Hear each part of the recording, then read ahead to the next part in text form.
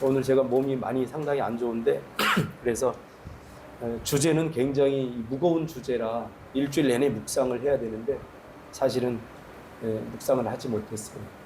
그래서 일단 오늘 간단하게 짧게 말씀을 전하려고 합니다. 상식이 기적이 되게 하는 성도라는 제목으로 하나님 말씀 증거하겠습니다. 어떤 목사님의 책 제목이 기적이 상식이 되게 하는 교회, 이런 교회라고 하는 제목의 책이 있었는데 나는 그 책을 보면서 뭔가 좀 잘못되지 않았나. 기적이 상식이 되면 이게 꿈 같은 삶 아닌가? 그리고 그런 삶이 과연 가능할까? 이런 생각을 한번 해보면서 마태복음 성경의 핵심이죠. 성경의 핵심은 산상수훈이죠.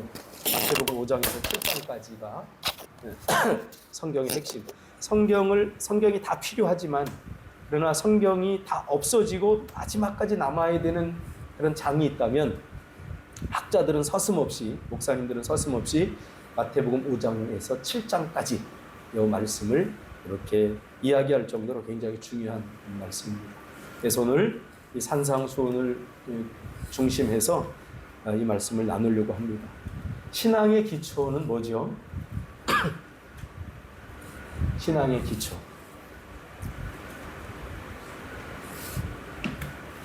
뭐든지 기초가 필요하죠. 기초. 기초가 든든하지 못하면 바람에 나는 곁처럼 흔들립니다. 신앙의 기초가 뭐죠? 몇 번이나 설교하고 틀릴까봐 혹시. 틀려도 괜찮아요. 신앙의 기초는 말씀이고 말씀을 행하는 것이 신앙의 기초라고 예수님께서 마태복음에 말씀해 주셨죠. 그러므로 너희도 이와 같이 행하라 그러면서 반석에 지은 집에 대한 비유를 했잖아요. 이게 신앙의 기초인 거예요. 말씀을 듣고 행하느냐, 말씀을 듣고 행하지 않느냐, 말씀을 듣고 행하는 것이 신앙의 기초다라고 예수님께서 말씀해 주셨어요. 자, 그래서 많은 성도들이 말씀의 중요성을 깨닫고 말씀을 읽기 시작하는데 말씀을 읽는 것도 중요하지만 말씀을 제대로 읽고 또 해석하고 내 삶에 적용하는 것이 더 중요합니다. 그래서 말씀을 제대로 읽는 것이 굉장히 중요합니다. 말씀을 읽고 해석하고 내 삶에 적용하는 것을 통해서 내 안에 있는 믿음을 표현하고 드러내므로 우리는 하나님께 영광을 돌려드리는 거죠. 무엇으로 하나님께 영광을 돌려드리느냐? 하나님의 말씀에 순종함으로, 하나님의 말씀을 실천함으로 우리가 하나님 앞에 영광을 돌려드리는 거예요. 내가 하고 싶은 거 다 하고 그것이 하나님께 영광이 되는 것이 아니에요. 하나님의 뜻대로, 하나님의 말씀대로 순종하고 그 말씀대로 실천해 드림으로 인해서 그것이 곧 하나님께 영광이 되는 거죠. 그래서 성경을 제대로 해석하는 것이 너무나 중요합니다. 성경을 제대로 해석한다는 것은 하나님의 말씀을 쓰신 그 원래의 의도대로 분석해내는 것입니다. 읽어내는 것입니다. 성경의 저자인 성령께서 사람들의 마음을 감동해서 성경을 우리에게 말씀으로 주셨는데 그 말씀을 주셨을 때에는 의도가 있었어. 의도. 하나님의 의중이 있었다고. 그냥 아무 말이나 막 짓거린 게 아니라 그 말씀을 주실 때 의도가 있었다는 거죠. 그래서 우리는 성경을 읽으면서 그 말씀을 주신 하나님의 의도를 읽어내는 것이 굉장히 중요합니다. 그 의도를 읽어내야 해석이 가능하고 해석해야 우리의 삶에 그 말씀대로 적용하면서 살아갈 수 있는 거죠. 그런 의미에서 성경의 핵심인 이 산상수훈은 도덕과 윤리가 아님을 기억할 필요가 있습니다. 많은 한국교회 목사님들이 이 산상수훈을 도덕과 윤리로 해석하는 것을 저는 굉장히 안타깝게 생각합니다. 도덕과 윤리가 배제되진 않지만 이 산상수훈의 핵심이 도덕과 윤리는 아닙니다. 그래서 오늘 한국교회 설교가 너무 윤리화되어 있습니다. 윤리화되었다는 것은 종교화되어 가고 생명의 말씀인 하나님의 말씀이 화석화되어 간다는 그런 증거가 아닐까 생각합니다. 그래서 착하게 살자, 선하게 살자 이런 결론을 내리죠. 설교에서 항상. 우린 착하게 살아야 됩니다. 말씀대로 선하게 살아야 됩니다. 그러나 착하게 살아야 되는 건 맞고요. 선하게 살아야 되는 건 맞는데 착하게 살고 선하게 사는 것이 기독교의 핵심 가치냐라고 묻는다면 성경은 아니라고 말합니다. 착하고 선하게 사는 것이 기독교의 핵심 가치가 아닙니다. 기독교의 핵심 가치는 착하고 선한 것에 절대로 머물지 않습니다. 여기에 몰두하게 되면 다른 종교와 별반 다르지 않습니다. 여러분, 불교 집회에 가서 들어도 거기에서는 깊은 그러한 도를 통해서, 깨달음을 통해서 어떻게 하면 착하게 살고 어떻게 하면 선하게 사는지에 대해서 계속해서 말해주고 있어요. 오늘날 이 텍스트, 기독교의 텍스트인 성경을 윤리화시키고 종교화시켜버리면 착하고 선하게 살아야 된다. 그래서 불법을 하는 그 사람들의 이 설교와 목사의 설교가 별반 다르잖아요. 결국은 착하게 살아야 된다. 제가 교회 다니면서 많은 성도들과 이야기해 보면서 그런 이야기를 많이 들었어요. 교회에 가나 불교에 가나 다 착하고 선하게 살아야 된다고 말하는 거 맞지 않나? 이렇게 이야기하는 거예요. 그 설교를 잘못 들은 거예요. 오늘날 한국교회 성도들은 생각은 불교적이고 삶의 방식은 유교적이며 급할 때 하나님을 찾는 것을 보면 샤머니즘적이다라는 어느 선교사의 지적을 우리는 마음에 깊이 새겨야 됩니다. 우리가 성경이 원하는 성경대로 신앙생활을 하고 우리의 삶을 살아가느냐, 우리 자신들에게 한번 질문하고 깊이 이 말씀에 우리 자아를 성찰해 볼 필요가 있다는 거예요. 한국에서 30년 동안 말씀 사역을 한 선교사, 미국의 선교사가 한국을 떠나면서 남긴 이 말. 한국교회 선교들은 생각은 불교적으로 하고 삶의 방식은 유교적이며 급할 때 하나님을 찾는 것을 보면 샤머니즘적이다라는 이 고백에는 어느 하나 기독교적인 가치관에 묻어나지 않은 그런 고백입니다. 한국교회 성도들에게 나타나는 현상이죠. 이것은 곧 저와 여러분 안에도 묻어있는 생각이라고 우리가 생각해 볼 필요가 있습니다. 우리나라가 윤리가 보편화된 것은 공자와 맹자의 영향 덕분이죠. 그래서 착하게 살아야 돼, 선하게 살아야 돼. 그럼 착한 게 뭐고 선한 게 뭐냐? 이 기준을 우리가 어디에 두고 있냐면 공자와 맹자의 가르침, 즉 유교에 두고 있습니다.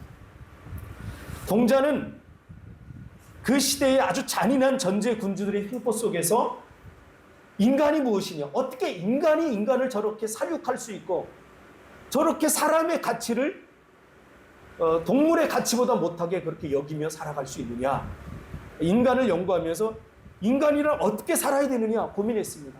한 군주가, 악한 군주가 수천 명의 사람을 짐승보다 못한 그런 우리에 가두고 양육을 하거나 그 사람들이 죽는 것을 아무렇지도 않게 생각하는 그러한 시대를 살아갔던 이 공자는 고민을 하게 되는 거죠. 사람이 어떻게 저럴 수 있지? 많은 사람들이 불행에 빠지는 걸 보면서 그래서 사람이 기본적으로 갖춰야 될 덕목이 필요하다. 사람이 사람답게 살아가기 위해서, 사람이 사람을 사람답게 인정하고 살아가기 위해서 필요한 것이 무엇인가를 고민하며 철학적으로 사색하기 시작해서 나온 사상이 있는데 그게 뭐냐면 바로 인입니다. 인사상입니다. 사람이 중요하다는 거예요. 그래서 군주는 인을 바탕으로 사람을 소중하게 여기는, 인간을 소중하게 여기는 이 인을 바탕으로 덕치주의를 해야 한다고 강조하면서 3,000명의 제자를 양성해서 공자의 윤리체계를 만들어버리는 거죠. 맹자는 이 공자의 사상을 발전시켜서 인도 중요하지만 인 플러스 의가 더 중요하다. 의. 옳고 그름이 굉장히 중요하다. 이는 사회의 평화를 유지하기 위해서, 성경에서 말하면 샬롬, 그렇죠? 평안한 삶, 행복한 삶을 위해서는 반드시 어진 마음보다는, 인이라고 하는 것은 어진 마음이거든요. 사람을 긍휼히 여기고 사람을 사랑하는 마음을 갖고 대하는, 공감하고 이렇게 하는 그런 마음들. 어진 마음보다는 옳은 가치가 더 필요하다고 생각했어요. 그래서 의를 주장하게 됩니다. 이 공자와 맹자는 결국 인간이 인간답게 사는, 인간이 아픔을 주고 인간에게 상처를 주고 고통을 주는 그런 일을 보면서 인간이 인간 때문에 행복하기 위한 그런 삶을 사색하고 고민하면서 만들어낸 철학이 바로 이러한 윤리체계를 만들게 된 거죠. 이들은 사람이 사람답게 사는 것이 무엇일까를 치열하게 생각했던 사람들입니다. 이들 때문에 윤리체계라고 하는 것이 시작이 되었습니다. 사람이 사람답게 살기 위해서. 그러면서 세월이 흐르면서 공자와 맹자의 이 두 사상은 두 가지 흐름으로 나타납니다. 첫째는 종교로 발전한 것이 유교입니다. 이 공자와 맹자의 사상이 종교로 발전한 것이 유교이고 철학으로 발전한 것이 조선시대 우리 성리학, 그렇죠? 우리 역사 시간에 다 배우지 않았습니까? 이 유교는 조선이 건국되면서 국교로 지정되어서 정치, 경제, 사회, 문화 전반에 영향을 미치게 됩니다. 시간이 흐르면서 이러한 윤리체계는 수많은 기본적인 개념들을 만들어냈고 오늘날에 이르러서는 상식으로 우리에게 남게 되었습니다. 그러니까 우리가 알고 있는 상식, 이것은 상식이야. 그 상식의 체계는 유교에서 기반된 겁니다. 야, 사람이 이렇게 되는 거, 이건 상식 아니야? 이거 도리 아니야? 도리. 이것은 윤리, 이 유교라고 하는 체계가 만들어낸 그런 도리입니다. 그러므로 착하게 살자는 모든 인류의 보편적인 그런 상식이 되었다는 거예요. 사람이 사람답게 사는 것이 무엇이냐? 그것의 그 기본 매뉴얼이 어디 있냐면 바로 공자와 맹자의 가르침에 있다는 거죠. 그런데 성경의 선언은 약간 다릅니다. 성경은 인간은 죄로 말미암아 절대로 착하게 살 수 없다. 이렇게 얘기하는 거예요. 그 로마서 내용을 제가 얘기하는 거예요. 의인은 없나니 하나도 없다. 모두가 죄인이다. 심히 부패한 것은 우리의 마음이다. 그러니까 마음이 부패한 우리 인간이 어떻게 착하게 살 수 있고 어떻게 선하게 살 수 있느냐. 이게 성경의 대전제입니다. 그러니까 우리는 지금 유교도 섞여 있고 불교도 섞여 있고 기독교도 섞여 있고 이게 뭐예요? 샤머니즘이에요. 샤머니즘. 오리지널이 없어요. 우리나라에 어떤 종교가 들어오면 다 짬뽕이 돼버렸어요. 그래서 제가 어릴 때 구슬하는 걸 보면 구슬을 하는데 장구를 치는 사람이 스님이 와갖고 장구를 치더라고요. 깜짝 놀랐어요. 그래서 엄마한테 물어봤죠. 왜 무당 굿하는데 왜 스님이 와가지고 장구를 쳐? 그러니까 쟤네들은 다 통해 그러더라고요. 그래서 그게 그때는 무슨 말인지 몰랐어요. 네. 종교는 다 통하게 돼 있어요. 이게 다원주의잖아요. 다원주의. 그러나 기독교는 다원주의가 아니에요. 오직 우리를 구원할 수 있는 신은 하나님 한 분밖에 없다. 이것 때문에 지금 다른 종교에게 심각하게 지금 공격을 받고 있는 부분이에요. 성경이 그렇게 이야기하고 있는 거예요. 성경이 그렇게 이야기하고 있는 거예요. 성경은 분명히 인간은 죄로 말미암아 착하게 살 수 없다는 것입니다. 타인을 행복하게 해줄 만큼 우리는 그렇게 넉넉하지 않아요. 먼저 내 행복이 뭔지, 이게 우리 타락했다는 증거예요. 이게 자기 중심성이라는 거예요. 죄는 자기 중심적이에요. 자기 중심적. 타인을 사랑하되 나만큼 사랑하지 않아요. 성경은 타인을 내 몸과 같이 사랑하라고 그러잖아요. 그러나 우리는 내 사랑이 먼저예요. 내 사랑이 먼저고 내 성공이 먼저고 내 기쁨이 먼저예요. 저희 어머니가 저한테 큰 교훈을 주셨어요. 저희 어머니가 저를 굉장히 사랑하셨거든요. 너무너무 사랑하셨어요. 저는 저희 어머니가 저를 사랑한 것을 매일 느끼고 그리고 그 사랑에 늘 감사하며 살았어요. 그런데 저희 어머니가 아프기 시작하면서 뭐라 그러냐면 저한테 다 귀찮다 그러더라고요. 내 몸이 아프니까 다 괜찮다, 나가라. 그러더라고요. 그래서 제가 굉장히 충격을 받았어요. 아, 이게 인간이구나. 아무리 부모 자식 간에도 내가 아프면 다 귀찮구나. 이게 우리가 부인할 수 없는 우리가 죄인이라는 뼈저린 근거구나. 그것을 제가 깨달았어요. 깊이 깨달았어요. 근데 나중에 성경에 보니까 이거 우리 어머니가 한 얘기가 아니라 성경의 이야기. 이게 죄인의 모습이에요. 그러므로 선을 행할 능력이 없는 사람에게 선을 이야기하고 선을 가르치고 착하게 살아야 된다. 그것은 말도 안 되는 일이에요. 그러니 우리가 얼마나 종교적인 사람들이 얼마나 신앙생활하기가 힘들겠어요. 우리가 선을 행할 능력이 없어요. 다시 말하면 말씀대로 살아갈 능력이 우리에게 없어요. 그런데 목사는 매일 주일날 말씀대로 살아야 되고 외치니까 얼마나 여러분 힘들었어요. 죄송해요. 우리 안에 종교성이 가득 있으면 하나님의 말씀이 우리의 삶을 오히려 힘들게 만들어버립니다. 썩은 나무에 물을 주면 더 잘 썩듯이 말이죠. 그래서 제가 계속해서 복음 이야기를 하는 이유가 그거예요. 생명이 있으면 물을 주면 자라게 되어 있어요. 그래서 성경의 죄인이라는 선언은 성경을 우리를 죄인이라고 선언하는데 우리를 죄인이라고 하는 선언은 우리를 모욕하고 창피를 주기 위한 선언이 아니라 우리의 실상을 적나라하게 보여주는 그런 표현입니다. 로마서 전체의 내용이기도 합니다. 우리는 선을 행할 능력도 없어요. 자, 제가 거듭해서 이야기하지만 한국교회 성도들이 기도 많이 하고 믿음이 좋아질수록 제가 딱 제 눈에 보이는 한 가지가 있는데 뭐냐면 몰상식해요. 상식적이지 않아요.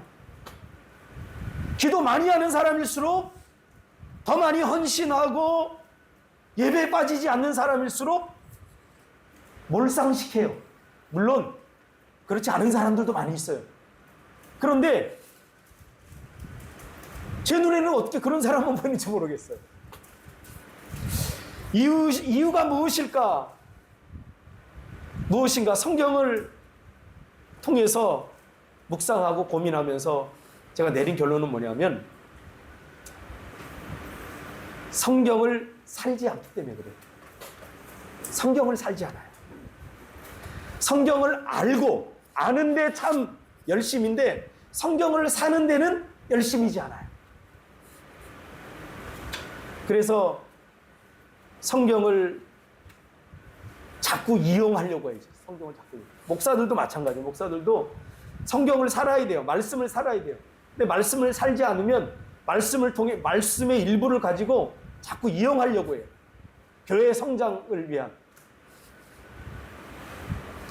그래서 믿음이 좋을수록 기도 많이 할수록 상식 이하의 행동을 하는 분들을 저는 많이 봤어요. 왜냐하면 성경을 처세술로 사용하기 때문에. 성경을 살아야 되는데 성경을 자꾸 이용하려고 하기 때문에. 성경이 뭐라고 그래요? 말씀을 먹어야 된다고 그러잖아요.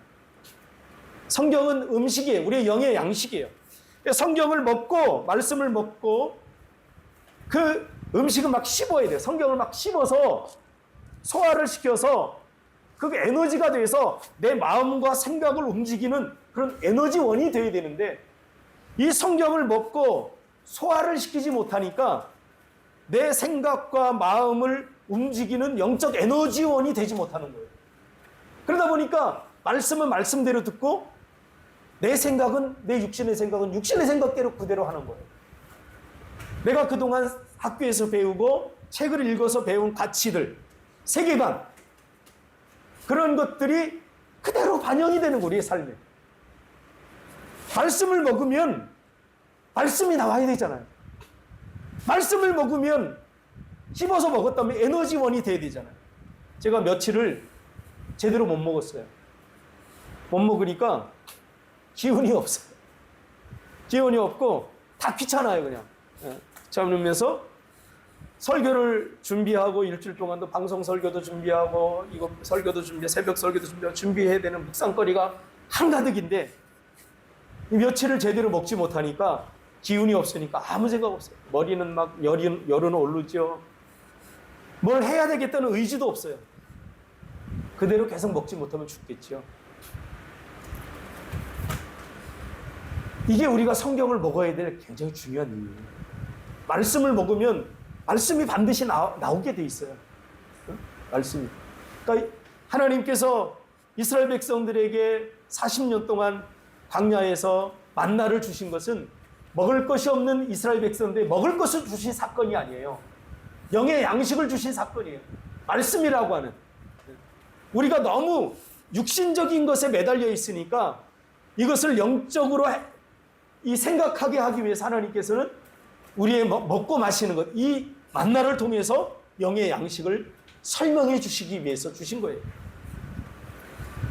또 한편에서는 하나님의 말씀을 남용을 하고 자꾸 이용을 하려고 하고, 한편에서는 아예 무시를 해버려요. 하나님의 말씀, 우리가 어차피 그대로 살지 못하니까 하나님의 말씀을 무시해버려요. 그리고 살 수 있는 그런 기준을 자기가 정해놓고 그 기준 정해놓은 선 안에서 나는 이 정도밖에 못 살아, 이렇게 하는 거예요. 그러니까 우리가 성경대로 살아가고 성경대로 말씀대로 살아가고 있느냐라고 묻는다면 우리는 좀 심각하게 고민해 보아야 될 필요가 있죠. 이게 다 어디에서 나온 문제냐면 성경을 제대로 읽지 않으니까 우리 그리스도인들의 세계관이 빈약해서 나온 일들이에요. 그러니까 한국에 그렇게 오래 믿어도 이단의 한마디에 다 속아 넘어가는 거예요. 그러니까 우리의 신앙이 별로 건강하지 못하다는 거예요. 하나님의 말씀을 먹었으면 그 말씀이 잘 내 안에 에너지가 돼서 어떤 그 말씀에 의한 세계관이 나와야 돼요. 그렇죠? 제가 어제 처음 밥을 먹었는데 힘이 나더라고요. 밥을 먹으니까 힘이 나요. 그래서 어제 같은 경우는 오늘 이 예배는 내가 못 드릴 것 같다, 그런 생각을 했어요. 너무 몸이 안 좋고 힘들어서. 근데 밥을 먹고 아침에 일어나니까 오늘 예배 드릴 수 있겠다, 그런 생각이 들더라고요. 우리의 영도 마찬가지예요. 여러분이 삶에 희망이 없어지고 조금만 생각하면 절망적이고 무섭고 두렵고 불안하고, 하나님의 말씀은 우리를 넉넉히 우리를 이렇게 세워요. 생명력. 그러니까 하나님의 말씀을 주신 것은 생명을 주실 뿐만 아니라, 요한복음 20장이 분명히 말했잖아요. 하나님이 우리에게 말씀을 주신 것은 우리를 구원해 주실 뿐만 아니라, 생명을 주실 뿐만 아니라 그 생명을 힘입어서 생명력 있는 사람이 되게 하기 위해서 말씀을 주셨다고 분명히 말해주고 있어요. 안타까운 것은 성경을 제대로 읽지 않으니까 우리의 세계관이 굉장히 빈약합니다. 교회는 나가고 우리 너무 바쁘게 열심히 살지만 무엇 때문에 이렇게 사는지 잘 몰라요. 목적을 모르고 달리는 열차처럼 뭔가 열심히 해요. 그런데 왜 열심히 하는지 몰라요. 마치 주일날 일주일이 금방 가버리죠. 그렇죠? 눈 깜짝하면 금방 주일이 와요. 그러면 또 밀린 숙제하듯이 바쁘게 보내고 아무 생각 없이 또 월요일을 또 맞게 되는 거죠. 이런 생각에 반복이는 거죠. 생각을 좀 하고 살자고요. 생각을 목회자들의 몫으로 돌려버리지 말고, 여러분 각자 내 삶에 대해서, 내 예배에 대해서, 내 기도에 대해서, 내 삶에 대해서, 내 미래에 대해서, 우리가 그리스도인으로 사는데 이 생각이 좀 필요해요. 또 훈련과 노력이 필요합니다. 이 모든 것을 목회자의 몫으로 돌리는 것은 큰 문제입니다. 또한 세계관의 부재예요. 세계관. 제가 개척을 하고 우리 집사님들 성경 공부를 시키면서 제가 아주 곤란했던 게 뭐냐면, 요만한 거 하나까지 다 물어봐요, 나한테. 그 본인들이 좀 선택하고 결정하면 안 되나요? 그냥 한국계 목사들이 그렇게 훈련을 시킨 거예요. 목사 의존적으로. 여러분 절대 저 의존하지 마세요. 하나님을 의존하세요. 그리고 저는 그냥 말씀을 전하는 사람으로서만 그렇게 존중해 주면 돼요.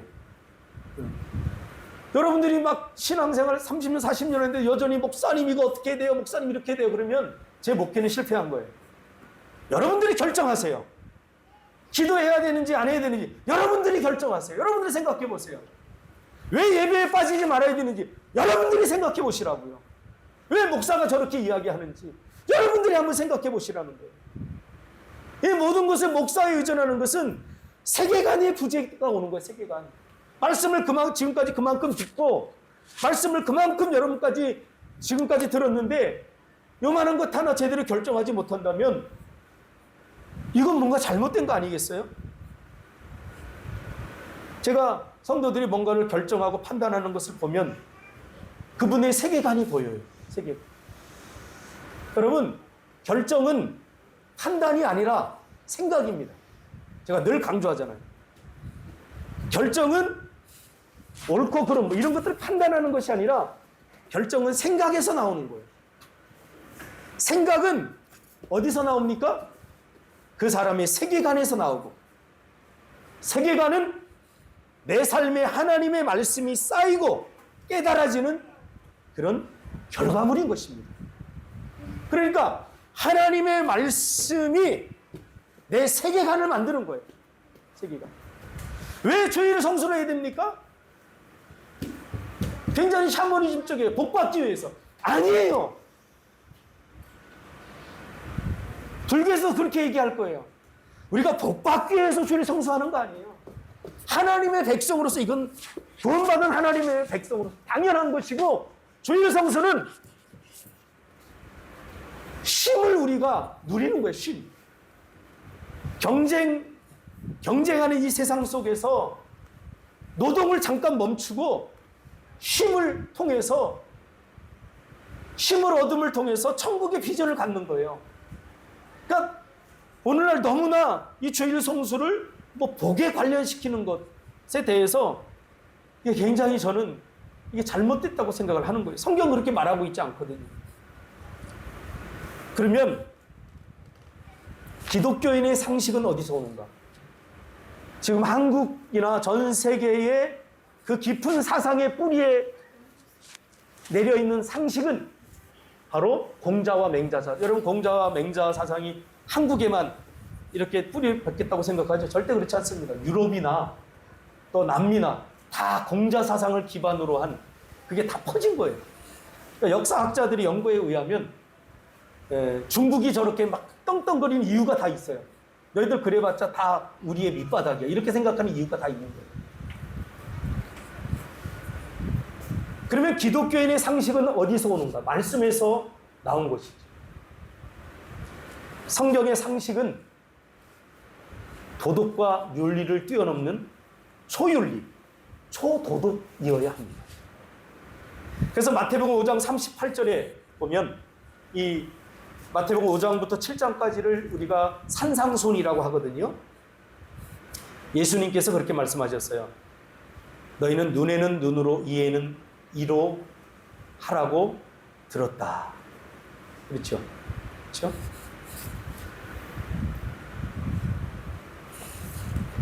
이 말은 복수금지법입니다. 이것도 우리가 인간이 죄인이라는 사실을 근본적으로 염두에 두고 하신 말씀입니다. 자, 지금 그 지혁이가 뭐 때문에 지금 졸고 있는데 그 설교 시간에 졸면대 하고 내가 기싸대기 한 대 때렸어요. 그러면 지혁이의 그 성품이 온화하고 화목해서 아, 목사님 나를 사랑해서 때리는구나. 그럴 사람 몇 사람 없어요. 네가 나를 때려? 그리고 복수심이 생기는 거죠. 분노가 생기고 복수심이 생기는 거죠. 그러면 지혁이가 내가 너를 한 대 때렸는데 나를 한 대 때려서 제가 기분이 풀어질까요? 안 풀어져요. 저 같은 경우는 안 풀어져요. 네가 어떻게 나를 그래도 한 100대는 때려야 풀어져요. 이게 우리 인간의 부패한 마음이라는 거예요. 누군가 나에게 아픔을 주고 고통을 주면 그만큼만 딱 하고 끝내는 법이 없어요. 우리 인간은. 이게 죄인이기 때문에. 한 대 맞으면 100대를 때려도 분이 안 풀리는 거예요. 그래서 하나님께서는 이게 인간의 죄성이다. 그러니 이게 1대1로 하자. 그래서 눈에는 눈. 너 눈 상하게 눈 한 놈만 빼. 이거 복수 금지법이에요.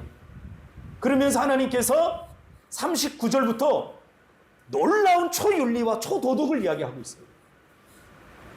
오른뺨을 치고도 왼뺨도 돌려대라. 어떻게 하는 거야? 너 설교 시간 왜 줘라? 싸가지 없이 빡 때리면 어떻게 돼? 목사님 이쪽도요. 이게 기독교 윤리라는 거예요. 너를 고발하여 속옷을 가지고 자는데 겉옷까지 가지게 하라. 억지로 오리를 가게 하거든 그 사람과 심리를 동행하고 너에게 구하는 자에게 주며 너에게 꾸고자 하는 자에게 거절하지 말라. 이것이 과연 가능할까요? 이게 도덕과 윤리로 보면 불가능해요. 그러니까 산상수는 자꾸 도덕과 윤리. 지금 이거를 오늘 목사님 설교 들었는데 오른뺨을 치면 왼뺨을 대라고 그랬어. 그러니까 왼뺨 쳐. 왼뺨을 맞으면 더 열받죠. 그렇죠? 이게 인간의 타락한 죄성이라는 거예요.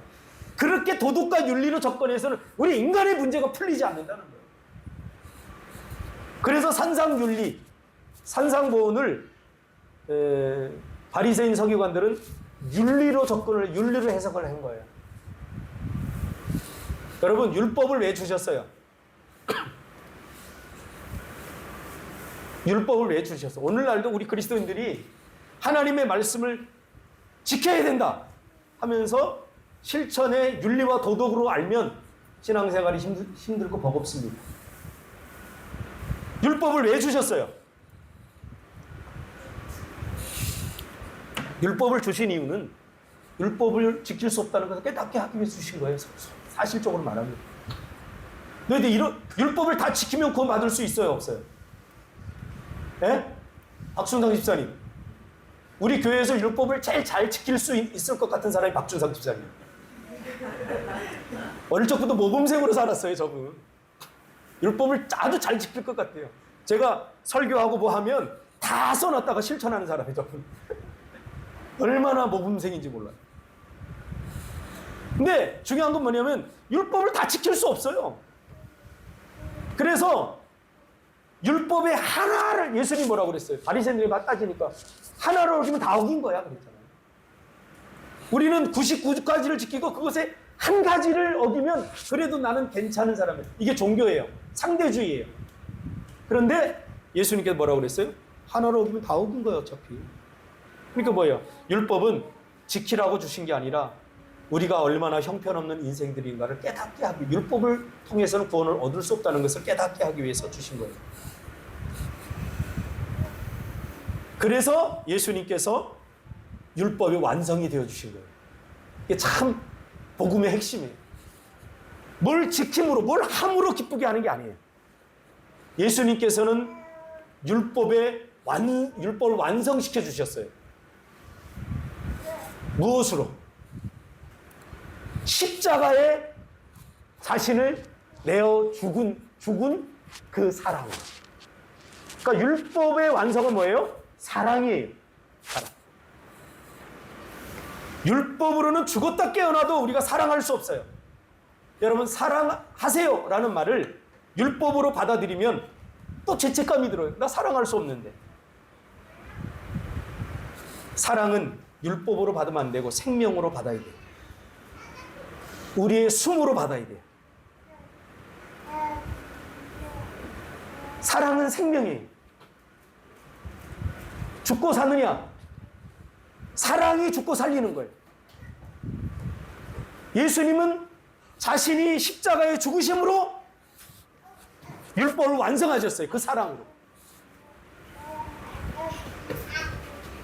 우리가 자꾸 누구를 사랑하려고 하지 마세요. 그건 불가능해요. 그건 율법적인 거예요. 사랑은 생명처럼 받아들이는 거예요. 그래야 사랑이 가능해지는 거예요. 그래서 내가 누군가를 사랑하면 살아나게 됩니다. 그 사람이. 그러나 내가 그를 미워하면 그는 죽습니다. 그도 죽을 뿐만 아니라 나도 죽어요. 그래서 사랑이 없으면 아무것도 아니에요. 여러분, 신앙생활의 핵심은 사랑이에요. 사도 바울도 이 복음의 비밀을 깨닫고 고린도전서 13장을 이야기한 거예요. 예수님은 우리가 사랑이 불가능하다는 걸 알고 우리를 위하여 십자가의 자신이 죽음으로 우리에 대한 자기의 사랑을 확증했다고 분명히 말씀해 주셨어요. 에베소서 2장 8절. 그러면 이 사랑이 어떻게 가능하느냐? 우리의 의지나 우리의 결단이나 사랑해야지 이게 가능한 게 아니라 이 사랑은 우리를 십자가에서 죽으셔서 우리를 구원해 주신 그분의 값없는 사랑을 믿는 믿음 안에서 가능해져. 그래서 믿음이 있는 자는 사랑할 수 있게 되는 거예요. 내 힘으로는 불가능합니다. 내 능력으로는 사랑할 수 없지만 예수님께서 우리에게 보여주신 그 믿음 안에서, 그 사랑 안에서 우리가 그분을 믿으면 우리의 사랑이 가능해진다. 믿음이 사랑을 가능하게 합니다. 믿음이 없으면 사랑도 불가능합니다. 믿음이 사랑을 가능하게 합니다. 이게 제 이야기가 아니라 예수님의 우리에게 보여주신 사랑입니다. 예수님이 십자가를 지고 싶지 않았어요. 예수님도 인간적으로, 육체적으로. 그러나 예수님은 하나님을 믿었어요. 신뢰했어요. 그래서 죽었어요. 이렇게 보여주신 사랑. 하나님을 신뢰할 때 믿음이 가능해. 믿을 때 사랑이 가능해지는 거예요. 저는 이 말을 복음 안에서 완전히 이해했어요. 사랑하면 공감하게 되어 있습니다. 이해하게 되어 있습니다. 소통하고 배려하고 행복이 오게 되어 있습니다. 이런 것들이 내가 사랑하는 그 대상자를 위한 것이 아니라 이 사랑이 하나님을 신뢰할 때 그를 사랑할 수 있게 된다. 이 말을 무슨 말인지 궁금하게 생각하세요. 내가 하나님을 신뢰하니까 미운 사람도 사랑하게 되더라. 왜? 내가 그를 사랑해서 사랑할 수 있는 게 아니라 나는 그냥 하나님을 신뢰하고 그를 사랑하면 하나님께서 사랑을 회복해 주시더라고요. 저는 실험도 많이 해봤어요. 그래서 교회 안에서 사랑받을 만한 짓을 하는 사람도 있어요. 그런 사람은 굳이 사랑이 필요하지 않아요. 그런데 꼭 사랑받을 짓을 안 하는, 그냥 미운 받을 짓을 하는 사람이 있어요. 그럼 제가 볼 때는 저 사람은 저러다가 우리 교회 쫓겨나거든요. 왜냐하면 성도들도 야가서요, 사랑받을 만한 사람, 기브앤테이크가 되는 사람을 사랑하지 미운 짓만 골라하는 사람 절대 사랑 안 해요. 그러다 보니까 목회를 하다 보니까 어떤 마음이 드냐면 저 사람 내가 사랑 안 해주면 교회를 떠나겠네? 나라도 사랑해줘, 이런 마음이 들더라고요. 근데 그 사랑은 어떻게 이루어지냐면 하나님을 신뢰하니까 가능해진다. 그래서 내가 그 사람을 품고 하나님을 신뢰하고 그 사람을 품고 사랑해 주니까 그 사람이 변화되는 것을 저는 많이 경험했어요. 특별히 청소년 사역을 통해서 저는 정말 많이 경험했어요. 제가 청소년 사역할 때 주로 문제 아들을 사역하거든요. 사회에서 버리고 부모도 버리고 다 버린 사람들이에요. 그러니까 나라도 사랑해 주지 않으면 어디 이 땅에 살아갈 수 없는 그 청소년들을 제가 붙잡고, 그때는 보호관찰소 사역을 했는데 보호관찰소 가서 사랑을 해줬어요. 내가 어떻게 저들을 사랑해줬지? 내가 사랑한 게 아니더라고요. 하나님을 신뢰하니까 사랑이 되더라고요. 그럼 내가 부지런히 찾아갔을 뿐이에요. 그런데 끊임없이 찾아가면서 내가 사랑해주니까 그 아이들이 서서히 변화되더라고요. 그 아이들이 변화된 게 아니라 하나님이 변화시켜 주시거든요. 사랑은 이렇게 이루어지는 거예요. 내 안에 있는 선한 어떤 사랑으로, 내 안에 있는 궁색한 어떤 것으로 절대 사랑할 수 없어요. 오직 내가 하나님의 그 큰 사랑을 신뢰할 때 하나님께서 값없이 부어주시는 그 사랑이 그에게 부어질 때에, 또 나에게 부어질 때에 이 사랑이 가능하게 됩니다. 그래서 복음은 생명의 강이며 사랑의 강입니다. 그래서 복음이 흐르면 살아나고 살맛이 나는 것입니다. 제가 이번 캠프를 하면서 거의 한 28년 정도를 이 캠프를 했는데 참 힘들었어요. 힘들었는데 어떻게 내가 이 사역을 지금까지 해왔는가? 무슨 낙을 가지고 내가 이 사역을 해왔는가? 가끔 제가 전화를 받아요. 이 캠프에 참여했던 아이들이 목사님, 그때 그 캠프가 내 삶에 큰 힘이 되었어요. 그때 나는 태어나서 처음으로 사람이 이렇게 대접받을 수도 있구나, 그걸 느꼈어요.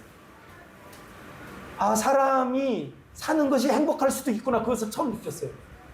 그런 전화를 가끔 받아요. 우리 캠프는 그냥 무조건 섬겨주는 캠프거든요. 아이들 원하는 대로 웬만하면 다 해줘요. 그러니까 아이들이 어디가 애들한테 물어봐요. 뭐 먹을래? 그러면 우리 뭐든지 다 먹어도 돼.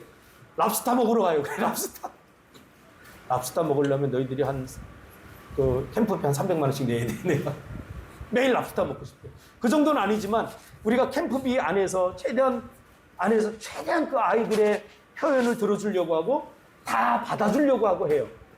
부모들은 이게 불가능하잖아요.